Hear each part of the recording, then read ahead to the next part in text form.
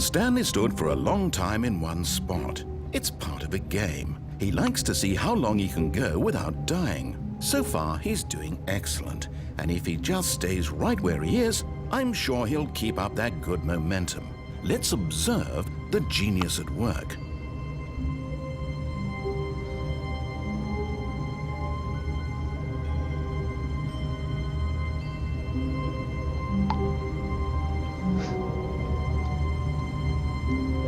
Regresamos aquí de Chile, Mole y Guacamole. Vamos a sacar otro final de Stanley Parable. Su nombre es Mariella o el final de la locura.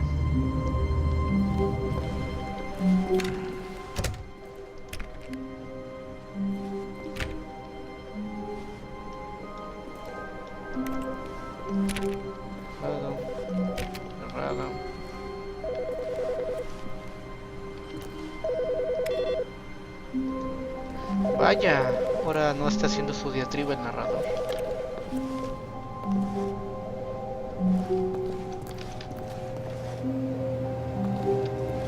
Creo que está abierto aquí. No, está abierto. No. Muy bien.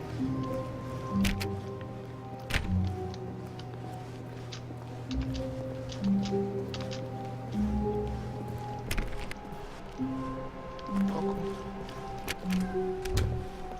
Cerró.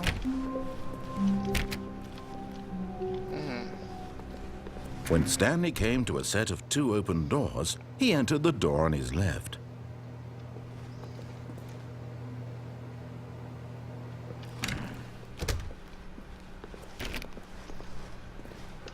Boing, boing. Yet there was not a single person here either. Feeling a wave of disbelief, Stanley decided to go up to his boss's office, hoping he might find an answer there.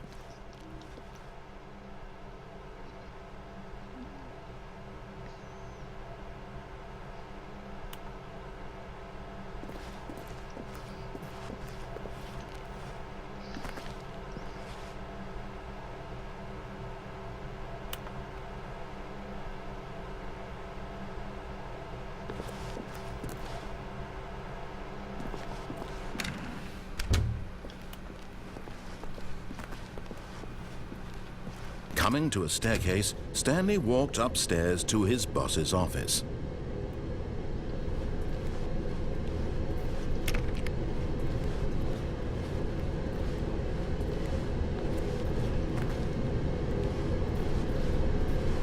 Por aquí. Sí, he desobedecido al narrador. Nos vamos abajo. But Stanley just couldn't do it. He considered the possibility of facing his boss, admitting he had left his post during work hours. He might be fired for that. And in such a competitive economy, why had he taken that risk? All because he believed everyone had vanished? His boss would think he was crazy. And then something occurred to Stanley. Maybe, he thought to himself, maybe I am crazy. All of my co-workers blinking mysteriously out of existence in a single moment for no reason at all? None of it made any logical sense. And as Stanley pondered this, he began to make other strange observations. For example, why couldn't he see his feet when he looked down? Why did doors close automatically behind him wherever he went? And for that matter, these rooms were starting to look pretty familiar. Were they simply repeating? No, Stanley said to himself, this is all too strange. This can't be real. And at last, he came to the conclusion that had been on the tip of his tongue. He just hadn't found the words for it. "I'm dreaming!" he yelled. "This is all a dream." Oh, what a relief Stanley felt to have finally found an answer, an explanation. His co-workers weren't actually gone. He wasn't going to lose his job. He wasn't crazy after all. And he thought to himself, I suppose I'll wake up soon. I'll have to go back to my boring real-life job pushing buttons. I may as well enjoy this while I'm still lucid. So he imagined himself flying and began to gently float above the ground. Oh, Then he imagined himself soaring through space on a magical starfield, and it too appeared. It was so much fun, and Stanley marveled that he had still not woken up. How was he remaining so lucid? And then perhaps the strangest question of them all entered Stanley's head. One he was amazed he hadn't asked himself sooner. Why is there a voice in my head dictating everything that I'm doing and thinking? Now the voice was describing itself being considered by Stanley, who found it particularly strange. I'm dreaming about a voice describing me, thinking about how it's describing my thoughts, he thought.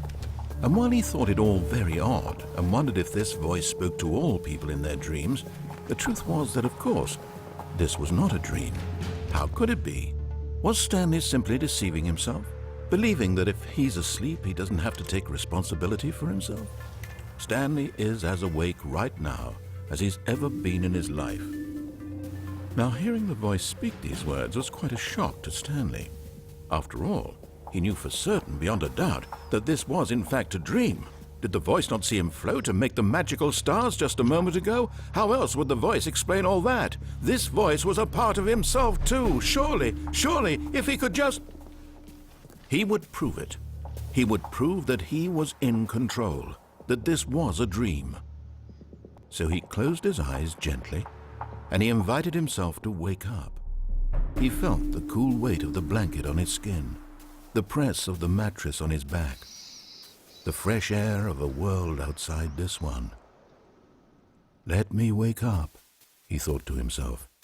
I'm through with this dream. I wish it to be over. Let me go back to my job. Let me continue pushing the buttons. Please, it's all I want. I want my apartment and my wife and my job. All I want is my life exactly the way it's always been. My life is normal. I am normal. Everything will be fine. I am okay.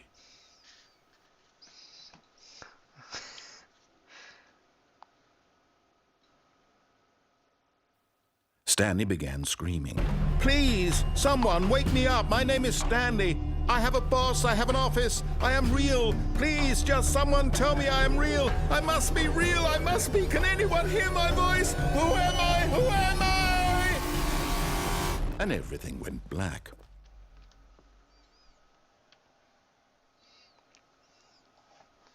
This is the story of a woman named Mariella.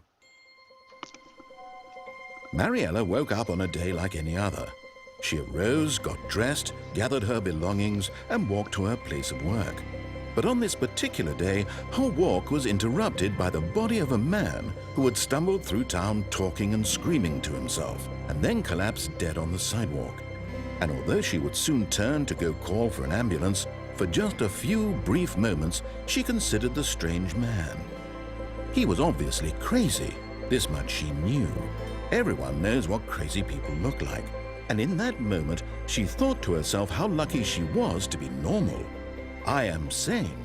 I am in control of my mind. I know what is real and what isn't.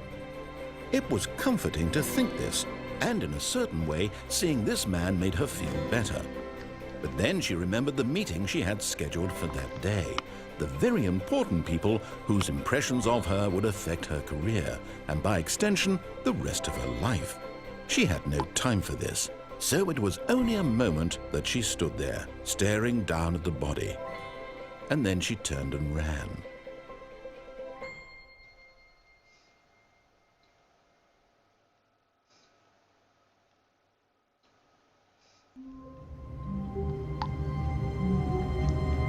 bueno, y con esto termina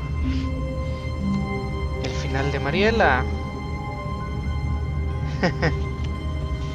¿Qué les pareció? Bastante peculiar, ¿no lo creen?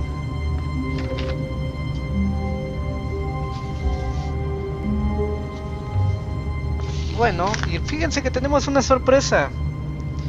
Pero esta la dejaré para el siguiente video. Dejen sus comentarios, me gusta, no me gusta, por supuesto a través del canal que ya conocen. Porque voy a sacarles otro final extra. Completamente no contemplado. Pero esto para el próximo capítulo.